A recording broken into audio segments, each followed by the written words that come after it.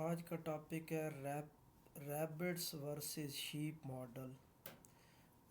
यानी दो हमारे पास स्पीशीज़ हैं, रैबिट्स और शीप। उनका आपस में इंटरेक्शन और उनके बारे में मैथमेटिकल मॉडल, एक डेवलपमेंट मैथमेटिकल मॉडल की और फिर उसकी मैथमेटिकल स्टडी, यानी दूसरे लफ्ज़ों में क्वालिटेटिव बिहेवियर उसका डिस्कस करेंगे। क्वालिटेटिव बिहेवियर देखेंगे कि उसके जो इक्विलिब्रियम पॉइंट्स हैं वो कैसे स्टेबल है, अनस्टेबल है, ये सारी चीज़ें हम देखेंगे। We begin with the classic Lotka-Volterra model of competition between two species. लोटका basically ये जो कम्पिटेटिव मॉडल्स हैं, यानी प्रीडेटर प्रे मॉडल या इस तरह के, यानी जिसमें दो स्पीशीज़ जो है उनका कंपटीशन जा रहा होता है, तो ये इनको हम कहते हैं Lotka Volterra type model. Lotka Volterra ने यानी ये डिज़ाइन किए थे ये models, competitive exclusion, competitive competition जो स्पीशीज़ का आपस में हो रहा होता है उसके लिए। Here imagine to be rabbits and sheep, यानी इधर हम इमेजिन कर रहे हैं कि रैबिट्स और शीप दो हमारे पास स्पीशीज़ हैं। Suppose that both species are competing for the same food supply. हम सपोज कर रहे हैं कि ये जो दोनों स्पीशीज़ हैं, रैबिट्स भी और शीप भी, ये एक दूसरे को compete कर रहे हैं फूड सप्लाई के लिए। आगे ब्रैकेट में ग्रास लिखा हुआ है कि सपोज़ ग्रास के लिए ये दोनों जो हैं वो रैबिट्स भी और शीप भी आपस में compete कर रहे हैं एक दूसरे को, कि एक दूसरे को वो डोमिनेट कर रहे हैं इस ग्रास की सप्लाई के लिए। And the amount available is limited, और ये भी सपोज कर रहे हैं कि ये जो ग्रास की अमाउंट है वो एक लिमिटेड अमाउंट है अवेलेबल जो है। Further more ignore all other complications, बाकी सारी कम्प्लिकेशंस को इग्नोर करते हुए सपोज़ हम सिंपल केस लेते हैं लाइक प्रीडेटर्स, यानी कि हम दूसरे सारे इसमें से कम्प्लिकेशंस को इग्नोर कर रहे हैं कि प्रीडेटर्स क्या होता है, शिकारी, यानी कि हम इग्नोर कर रहे हैं कि कोई शिकारी नहीं है जो रैबिट्स का शिकार करे या शीप का शिकार करे। उसमें कोई हमारे पास ये सिंपल केस ले रहे हैं। दूसरा सीजनल इफ़ेक्ट्स, और दूसरा हम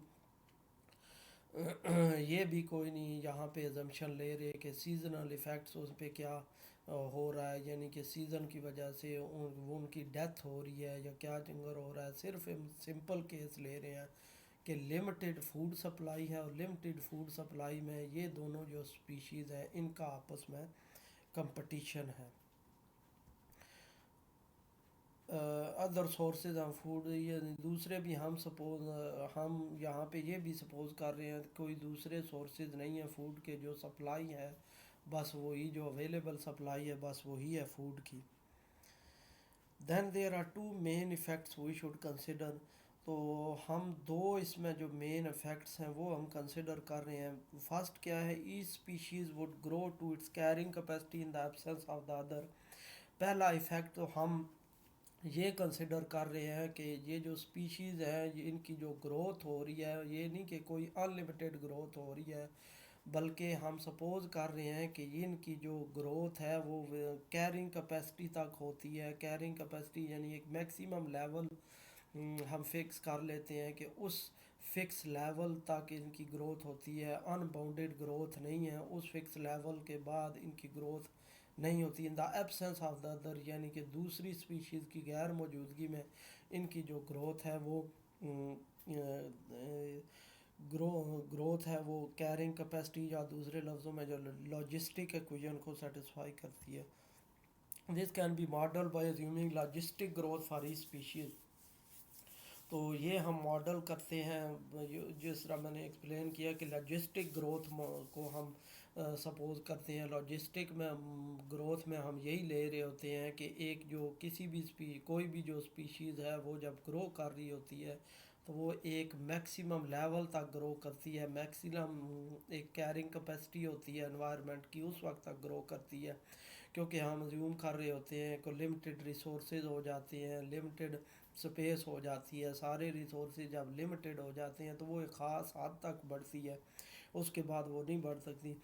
for each species rabbits have a legendary ability to reproduce.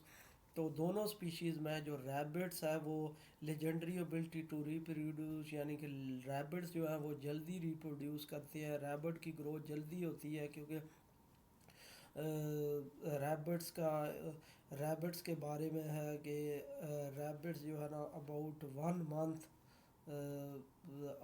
1 month ये रिप्रोड्यूस करते हैं, यानी कि जो आगे ऑफ स्प्रिंग प्रोड्यूस होते हैं वो 1 माह के अंदर अंदर हो जाते हैं। तो इसलिए हम अज्यूम कर रहे हैं कि जो रैबिट्स की रिप्रोडक्शन की ये एबिलिटी है वो ज़्यादा है as compared to sheep.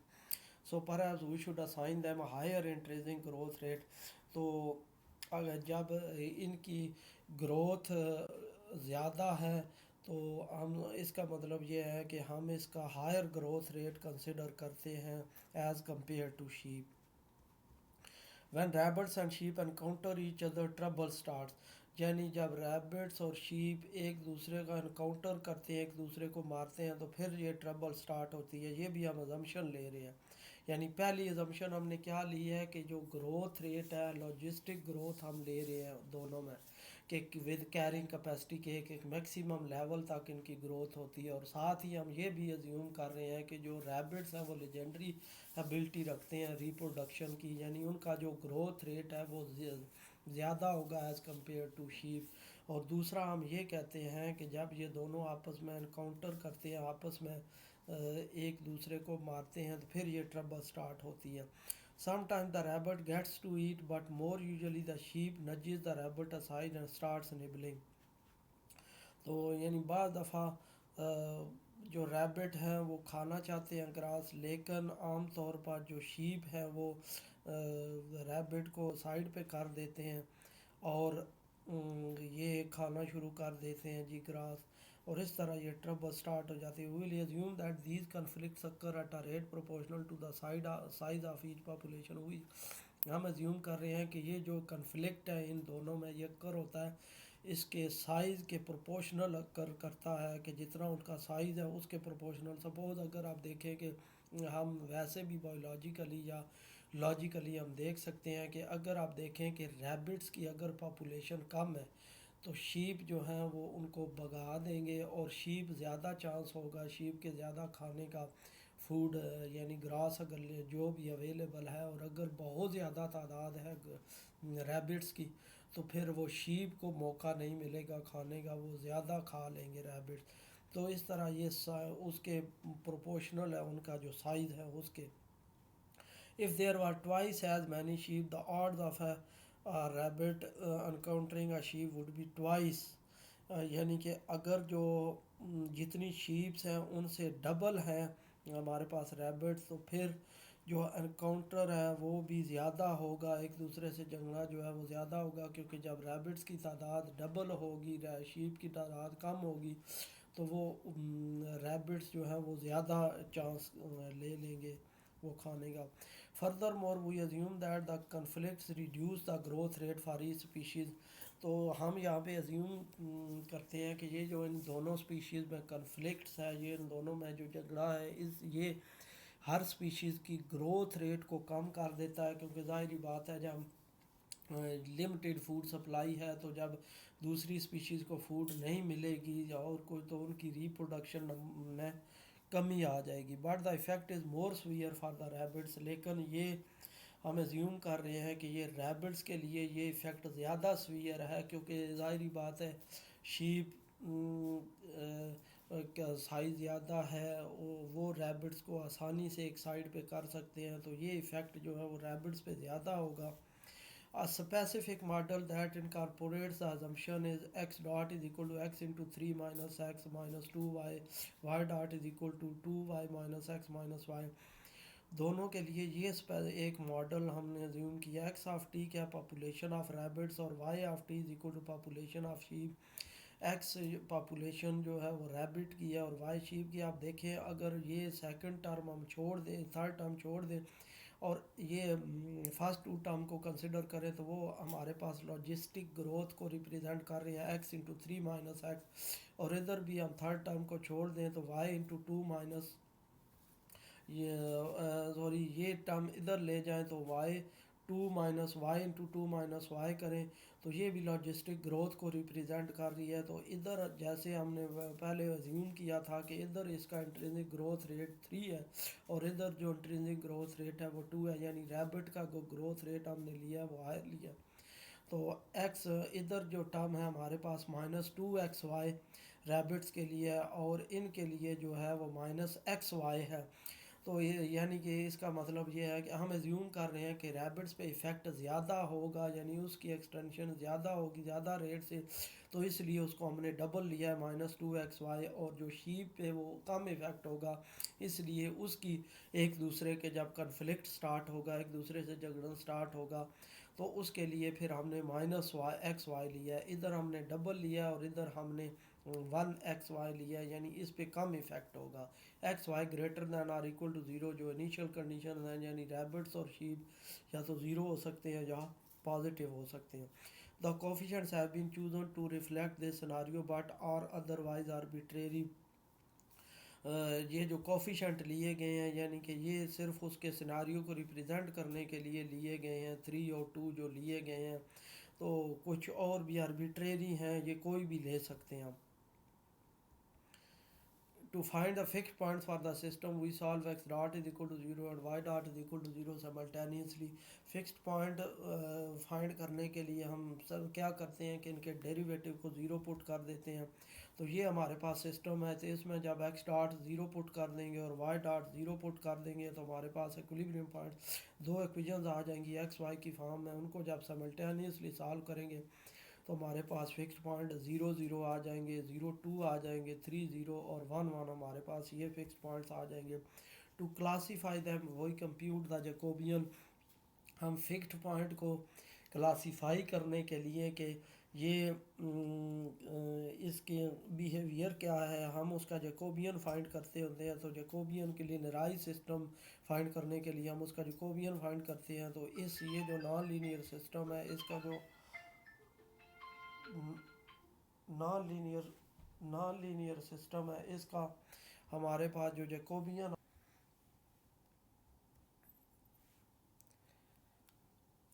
Fixed point से सिस्टम के फाइंड करने के लिए हम डेरिवेटिव को ज़ीरो पुट करते हैं, यानी डी एक्स डॉट और वाई डॉट को ज़ीरो पुट करेंगे तो हमारे पास ये फिक्स्ड पॉइंट चार आ जाएंगे, 0 0 0 2 3 0 और 1 1।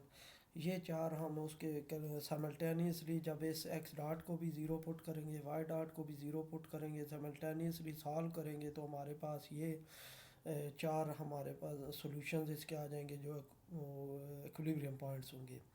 To classify them we compute the Jacobian, इन इक्विलिब्रियम पॉइंट्स को क्लासीफाई करने के लिए हम जैकोबियन मैट्रिक्स लेते हैं, यानी लिनियराइज्ड सिस्टम करके।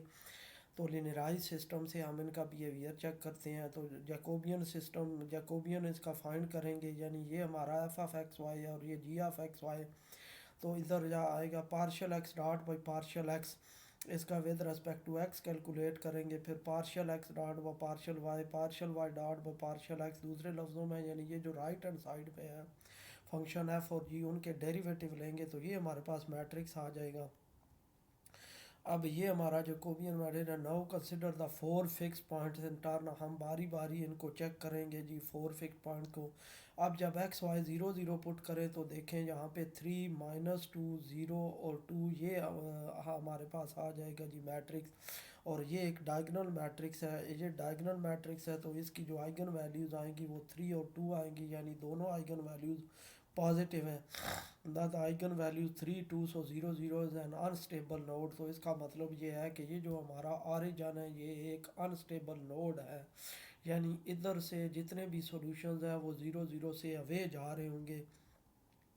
Trajectories leave the origin parallel to the eigen vector for lambda is equal to 2। और ये हमने लास्ट लेक्चर में पढ़ा था कि जो ट्रेजेक्टरीज हैं वो पैरेलल हो जाती हैं उस आइगन वेक्टर के जिसकी आइगन वैल्यू जो है मैग्नीट्यूड में कम होती है। तो दो आइगन वैल्यूज हैं हमारे पास, लेमडा इज इक्वल टू 2 और लेमडा इज इक्वल टू 3। तो इसका मतलब ये है कि जो lambda is equal to 2 eigen value है उसके करस्पॉन्डिंग जो आइगन वेक्टर है उसमें उसके पैरेलल हो जाती हैं ट्रेजेक्टरी। तो lambda is equal to two के करस्पॉन्ड जो आइगन वेक्टर है वो 0 1 है, यानी वाई एक्सिस। इसका मतलब ये है कि ट्रेजेक्ट्री जो है जो ऑरिजिन से अवे जा रही होगी वो पैरेलल हो जाएंगी वाई एक्सिस के, which spans the y axis. Recall the general rule, ये आगे वही लिखा हुआ है जो मैंने एक्सप्लेन कर दिया है कि लैम्डा का मैग्नीट्यूड लें और फिर ट्रेजेक्ट्रीज उसके पैरेलल हो जाती हैं। The phase portrait near 0 0 लिक्स like figure 6.4.1। ये हमने जब दो चीज़ें हमने देख ली हैं क्या, एक तो 0 0 अनस्टेबल नोड है। जब अनस्टेबल नोड है तो इसका मतलब ये है कि जो जितनी भी ट्रेजेक्ट्रीज हैं वो 0 0 से अवे जा रही हैं, और 0 0 से जब वे जा रही हैं तो दूसरा हमने ये देख लिया है कि आइगन वैल्यू जो 2 है उसके करस्पॉन्डिंग आइगन वेक्टर 0 1 है। तो इसका मतलब है वे जाते हुए जो ट्रेजेक्ट्रीज हैं वो वाई एक्सिस पे पैरेलल हो जाएंगी। तो ये देखें कि यहाँ पे इस तरह हमारे पास इस टाइप का ये बनेगा कि ये वाई एक्सिस है और ये 0 0 नोड है, तो ट्रेजेक्ट्रीज इस तरह पैरेलल होंगी, हमारे पास पैरेलल जाएंगी वाई एक्सिस के। अब आगे 0 2 पॉइंट ले तो हमारे पास ये मैट्रिक्स आता है -1 0 -2 -2, और इसमें इसकी दोनों आइगन वैल्यू जो हैं वो जैकोबियन मैट्रिक्स हमारा ये है।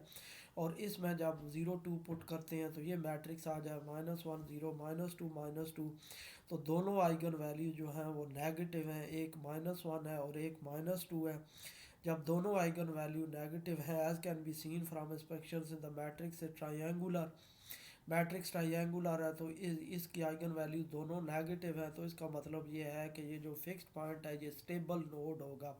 अब ये जब स्टेबल नोड होगा हमारे पास तो इसमें भी आइगन वेक्टर जो है जो लोएस्ट आइगन वैल्यू है मैग्नीट्यूड में वो 1 है, और उसके करस्पॉन्डिंग आइगन वेक्टर 1 और -2 है। इसका मतलब है कि जो ट्रेजेक्ट्रीज हैं वो इस आइगन डायरेक्शन में वो पैरेलल हो जाएंगी। Figure 6.4.2 show the phase portrait near the fix point 0 2। अब ये देखें कि ये हमारे पास 0 2 जो पॉइंट है इसमें और इसके पैरेलल हम कह रहे हैं कि जो ट्रेजेक्ट्रीज हैं वो पैरेलल हो जाएंगी किसके, 1 और -2 के, और 1 और -2 हमारे पास जो आइगन वेक्टर है वो इस डायरेक्शन में होगा। तो उस डायरेक्शन में इस तरह इसको अप्रोच कर रही होंगी। ये हमारे पास लाइन 1 और -2 का मतलब है ऐसे कंसिडर कर लें कि y इज़ इक्वल टू -2 है, x जब 1 रखें तो y -2 के इक्वल आता है। तो ये हमारे पास y is equal to -2x की एक लाइन बन जाएगी। तो y is equal to -2x की लाइन अगर ड्रा करें तो वो ये तकरीबन बनेगी इस तरह, यानी ट्रेजेक्ट्री और इस लाइन की डायरेक्शन में इस तरह पैरेलल होती जाएगी। ये एक रफ सा स्केच है उसका। इसी तरह 3 0 अगर पॉइंट हो तो उसका मैट्रिक्स जो आएगा वो -3 और -1, ये है हमारे पास इसकी आइगन वैल्यूज़ हैं। और ये जो हमारे पास है आइगन वैल्यूज जब -3 और -1 है ये दोनों आइगन वैल्यूज़ हैं, तो इसके लिए भी ये स्टेबल नोड होगा। ये जो पॉइंट है the trajectories approach along the slow eigen direction. Slow eigen direction क्या होगी, जो आइगन वेक्टर यानी -1 के करस्पॉन्ड होगा तो वो आइगन वेक्टर 3 और -1 है। 3 और -1 अगर आप देखें तो ये हमारे पास यानी कि x अगर 3 हो तो y -1 बनता है। तो इसका मतलब ये है कि x 3 हो तो y -1 जब बनता है तो ये y is equal to -1/3x, इस तरह का ये पॉइंट आएगा। तो इस तरह अगर आप देखें तो 3 0 1 और इसमें भी ये जो 3 0 पॉइंट है उसमें भी ट्रेजेक्ट्रीज इस तरह इस डायरेक्शन में ये इसको अप्रोच कर रही होंगी। 1 1 हमारे पास जो पॉइंट है उसके लिए जो मैट्रिक्स हमारे पास ये आ जाता है जी। और इस मैट्रिक्स क्योंकि हमारे पास जो इसका जैकोबियन मैट्रिक्स है वो इस फॉर्म में है, तो इसमें आप देखें तो ट्रेस अगर कैलकुलेट करें सम ऑफ द डायगोनल एंट्रीज वो -2 आता है। डिटर्मिनेंट कैलकुलेट करें तो वो -1 है, तो इसकी आइगन वैल्यूज़ आ गई -1 प्लस -2 का स्क्वायर रूट। इसका मतलब है कि एक आइगन वैल्यू इसकी पॉजिटिव है क्योंकि 2 का स्क्वायर रूट आता है 1 पॉइंट समथिंग। तो इसका मतलब ये है कि इसकी जो एक आइगन वैल्यू है वो पॉजिटिव है और एक आइगन वैल्यू नेगेटिव होगी। तो इसका मतलब ये है कि ये सैडल पॉइंट होगा। तो ये हमारे पास एक फिगर है जिसमें हम देख सकते हैं कि टा अगर अब टा पॉजिटिव हो और हम टा नेगेटिव हो सॉरी और डेल्टा नेगेटिव हो तो ये हमारे पास ये रीजन आता है जिसमें ये सैडल पॉइंट्स आते हैं। you can check the phase portrait near 1 1 is shown in figure 6.4.4।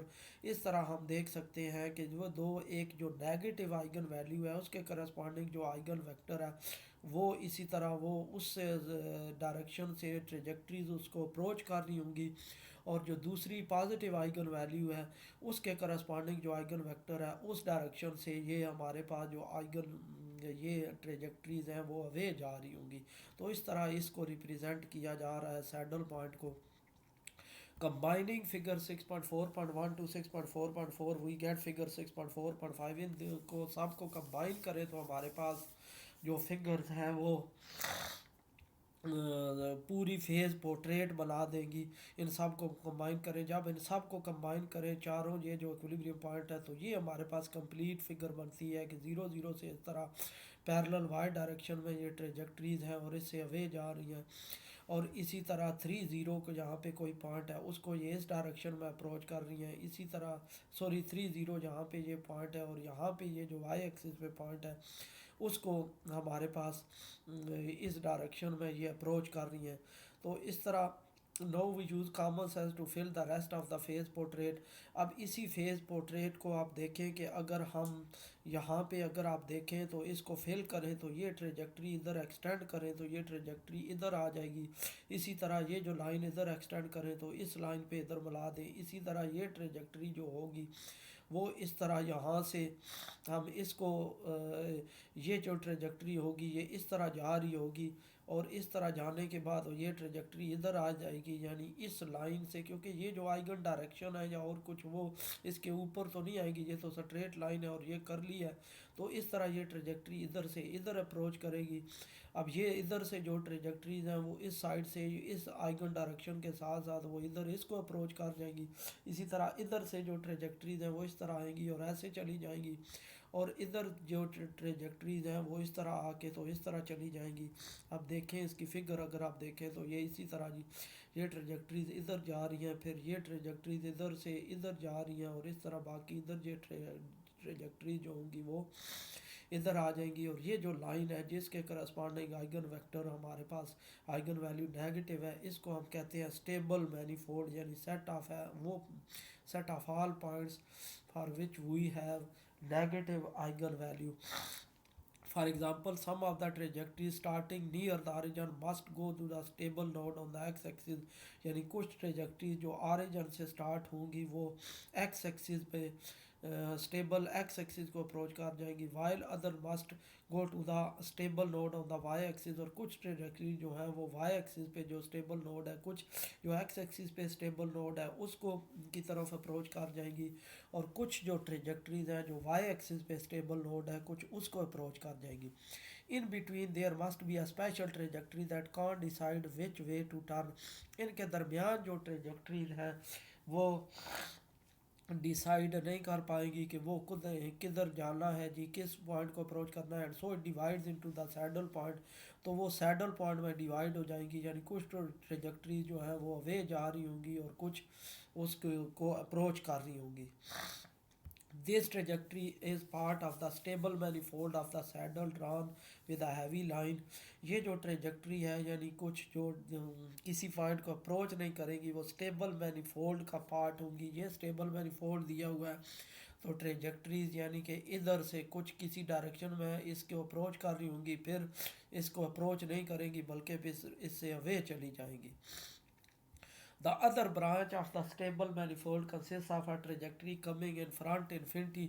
यानी उसकी जो दूसरी ब्रांच है ट्रेजेक्ट्री की स्टेबल मैनीफोल्ड की वो एक इन्फिनिटी से आ रही होगी, और computer generated phase portrait confirms our sketch. आप देखें कि वहाँ से ये इसी तरह अगर आप देखें कि ये कंप्यूटर जनरेटेड फेज स्केच है कि ये इन्फिनिटी से ट्रेजेक्ट्रीज आ रही होंगी और फिर इधर आके तो इस तरह ये अप्रोच कर जाएंगी, और इधर से ट्रेजेक्ट्री जो आ रही होंगी इसको पहले लगता है ये अप्रोच करेंगी फिर उसके बाद इससे वे चली जाएंगी और इधर हमारे पास इसको अप्रोच कर जाएंगी।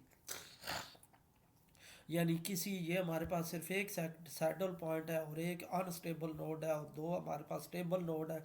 तो अनस्टेबल नोड का मतलब है उधर से ट्रेजेक्ट्री स्टार्ट होंगी और फिर वो अब वो जो ट्रेजेक्ट्री स्टार्ट होंगी, कुछ जो ट्रेजेक्ट्रीज होंगी जो स्ट्रेट लाइन ये होगी, वो ट्रेजेक्ट्री हमारे पास सीधी इसको अप्रोच कर जाएगी।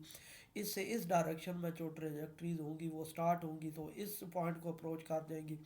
इससे इस पोर्शन में जो ट्रेजेक्ट्रीज होंगी वो जब इधर से निकलेंगी वो इस पॉइंट को अप्रोच कर जाएंगी। इसी तरह इस रीजन में जो ट्रेजेक्ट्रीज होंगी वो पहले इसको अप्रोच करती हुई नज़र आएंगी, फिर लेकिन इसको अप्रोच नहीं करेंगी, इससे डाइवर्ट होंगे, वो इस पॉइंट को अप्रोच कर जाएंगी। इसी तरह जो इस रीजन में ट्रेजेक्ट्रीज हैं वो इसी तरह इसको अप्रोच करती हुई नज़र आएंगी, लेकिन वो सैडल पॉइंट है चूँकि ये, फिर इसलिए यहाँ पे अप्रोच नहीं करेंगी बल्कि डाइवर्ट होंगे, वो इस पॉइंट को अप्रोच कर जाएंगी। The phase portrait has an interesting biological interpretation. ये जो फेज पोर्ट्रेट है ये बहुत इंटरेस्टिंग, ये इसकी बायोलॉजिकल इंटरप्रटेशन है, ये पूरा जो फेज पोर्ट्रेट दिया गया है। It shows that one species generally drives the other to extension. ये हमें फेज पोर्ट्रेट बता रहा है कि जो एक स्पीशीज़ है वो जनरली दूसरी स्पीशी को ख़त्म कर देती हैं। कैसे ख़त्म कर देती हैं आप देखें, the trajectory starting below the stable manifold lead to eventual extinction of the sheep.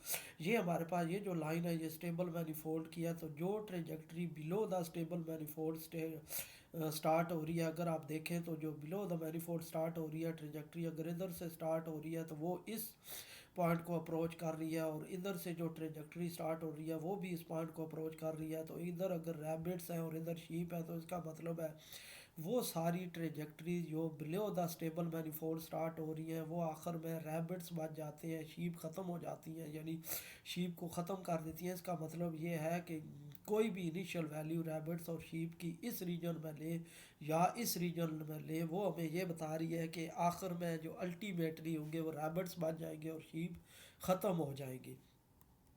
While those start above lead to eventual extinction of the rabbits, और वो जो ट्रेजेक्ट्रीज हैं जो इस रीजन से स्टार्ट होंगी या इस रीजन से स्टार्ट होंगी वो इस पॉइंट को अप्रोच कर जाएंगी। यानी ऐसे अगर इनिशियल वैल्यूज़ लें, इस रीजन से अगर हम इनिशियल वैल्यूज़ लें या इस रीजन से इनिशियल वैल्यूज़ लें तो वो हमारे पास रैबिट्स को ख़त्म कर देंगी और वो शीप सिर्फ बच जाएंगी। अल्टीमेटली ये इन्फॉर्मेशन हमें ये मिल रही है।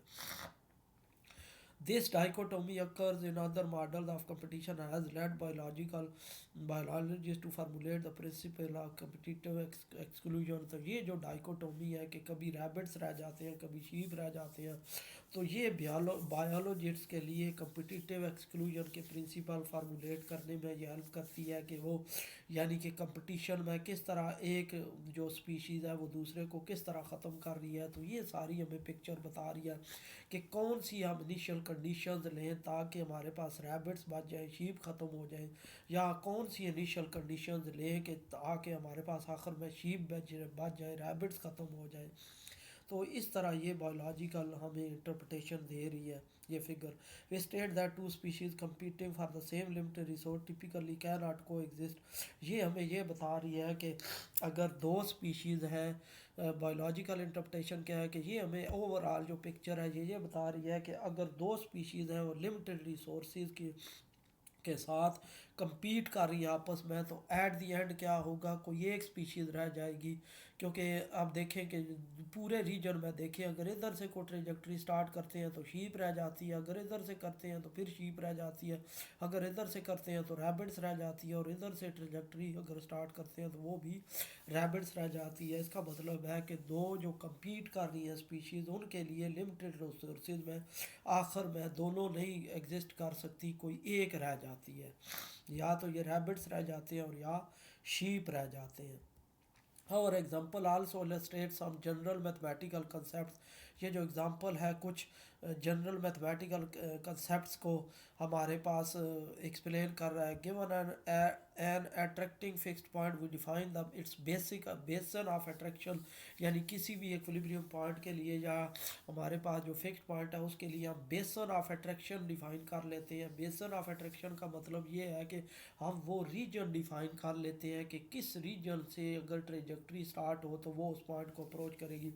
To be set of initial initial condition such that x t approaches to एक्सटारिक, यानी कि ऐसे सेट ऑफ इनिशियल कंडीशन का मतलब यही है कि किस जगह से ट्रेजेक्ट्री स्टार्ट करें ताकि वो इक्विलिब्रियम इस पॉइंट को अप्रोच कर जाए. For instant the basin of attraction for node at 3 0 consists of all the point lying below the stable manifold of the saddle. तो आप देखें कि बेसन ऑफ अट्रैक्शन इस 3 0 पॉइंट के लिए वो सारी ट्रेजेक्ट्रीज हैं, वो सारे पॉइंट्स हैं जो बिलो द स्टेबल मैनिफोल्ड, अगर वो पॉइंट हम स्टार्ट करते हैं वहाँ से कोई ट्रेजेक्ट्री स्टार्ट करते हैं तो वो हमारे पास देखें तो ये इस 3 0 पॉइंट को अप्रोच कर जाते हैं. इसका मतलब ये है कि 3 0 पॉइंट के लिए जो बेसन ऑफ अट्रैक्शन है वो ये सारा रीजन है, यानी इस रीजन में किसी भी पॉइंट से अगर कोई ट्रेजेक्ट्री स्टार्ट करते हैं तो वो हमारे पास इस पॉइंट को अप्रोच कर जाती है. दिस बेसन इज शोन एज या शेडेड रीजन इन फिगर 6.4 है. ये जो बेसन ऑफ अट्रैक्शन है 3 0 के लिए ये शेडेड रीजन ये दिया गया है हमारे पास. Because the stable manifold separate the basin for the two nodes, it is called the basin boundary. क्योंकि ये हमारे पास जो स्टेबल मैनिफोल्ड है ये दो बेसन को आप डिवाइड कर रहा है बेसन ऑफ अट्रैक्शन के 3 0 के लिए ये बेसन ऑफ अट्रैक्शन है, और ये जो हमारा पॉइंट है 0 2 उसके लिए ये बेसन ऑफ अट्रैक्शन है. तो हम इसको बेसन बाउंड्री भी कह सकते हैं कि ये दोनों बेसन ऑफ अट्रैक्शन को ये डिवाइड कर रहा है. For the same reason the two trajectory that comprise the stable manifold are traditionally called separatrices. इसी रीज़न की वजह से जो दोनों ट्रेजेक्ट्रीज हैं जो स्टेबल मैनिफोल्ड के ऊपर है, यानी ये जो ट्रेजेक्ट्री है कि ये ट्रेजेक्ट्री और ये ट्रेजेक्ट्री, इसको हम कहते हैं सेपरेटिसेस. यानी ये दो हमारे पास जो बेसन ऑफ अट्रैक्शन है उसको हम हमारे पास ये सेपरेट कर रही है कि इस रीजन में ये इस बेसन इस रीजन में अगर को ट्रेजेक्ट्री स्टार्ट होगी वो इस पॉइंट को अप्रोच करेगी, और इस रीजन में जो ट्रेजेक्ट्री स्टार्ट होगी वो इस पॉइंट को अप्रोच करेगी. Basins and their boundaries are important because they partition the phase space into regions of different long term behavior. तो बेसन जो हैं यानी कि बेसन ऑफ अट्रैक्शन जो है या उनकी जो बाउंड्रीज हैं ये बहुत इंपॉर्टेंट है. क्यों? क्योंकि ये फेस स्पेस को पार्टीशन करती हैं फेस स्पेस की कि लॉन्ग रन में जो ट्रेजेक्ट्रीज हैं वो कैसे बिहेव करेंगी, वो किस पॉइंट को अप्रोच करेगी. तो ये आगे कुछ हमारे पास क्वेश्चंस हैं डिफरेंट एजम्पशंस लेके रैबिट्स वर्सेस शीप के बारे में कुछ मॉडल मैथमेटिकल मॉडल बनाए गए हैं, डिफरेंट एजम्पशंस लेके ये सिस्टम ऑफ इक्वेशंस बनाई गई है. तो इनको भी हम इसी तरह डिस्क्राइब कर सकते हैं, स्केच कर सकते हैं. Consider the following rabbits versus sheep problem where x y greater than or equal to 0. Find the fixed points, यानी सबसे पहले इनके फिक्स्ड पॉइंट कैलकुलेट करेंगे, इक्विलिब्रियम पॉइंट कैलकुलेट करेंगे, इन्वेस्टिगेट देयर स्टेबिलिटी. फिर हम ये चेक करेंगे कि ये स्टेबल नोड बन रहा है, अनस्टेबल नोड बन रहा है या सैडल पॉइंट बन रहा है. आइगन वैल्यूज़ कैलकुलेट करके ड्रा द नल क्लाइंस, इसके लिए नल क्लाइंस यानी ड्रा करेंगे. नल क्लाइंस हमने पढ़ा था कौन सा है, यानी ऐसी लाइन जिन पे या तो एक्स डॉट ज़ीरो हो या वाई डॉट ज़ीरो हो वो ड्रा करेंगे. At sketch the plausible phase portrait, और इसके लिए कुछ फेज पोर्ट्रेट स्केच करेंगे जिससे हमें को अंदाज़ा हो कि ट्रेजेक्ट्रीज किस पॉइंट को अप्रोच कर रही है, किससे वे जा रही है.